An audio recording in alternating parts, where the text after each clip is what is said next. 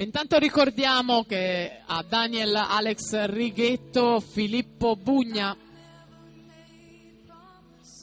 e Lorenzo Gori, che sono le 3 medaglie dei 200 stile libero ragazzi, non junior, ma ragazzi, che al termine dei 200 stile libero junior e senior ci saranno le premiazioni di questa specialità. Quindi invitiamo Righetto, Bugna e Gori a prestare attenzione alla convocazione in zona podio. Grazie.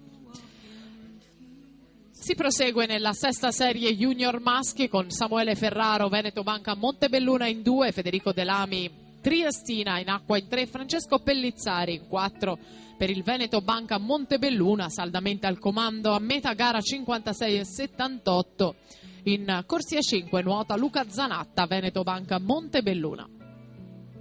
Per la quinta serie si preparano Gianni Corso, Onda Blu in 2, Nicolò Scarpi, Santares in 3, Kevin Labbate, Azzurra Nuoto Prato in 4, in 5 Luca Zaccagna, Triestina Nuoto.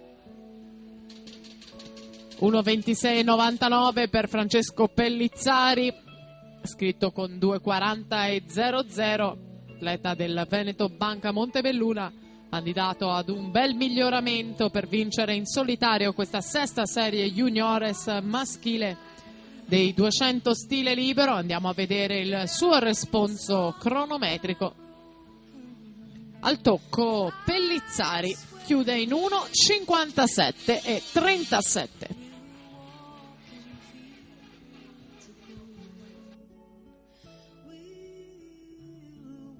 Samuele Ferraro 2:07,71, Luca Zanatta 2:08,33,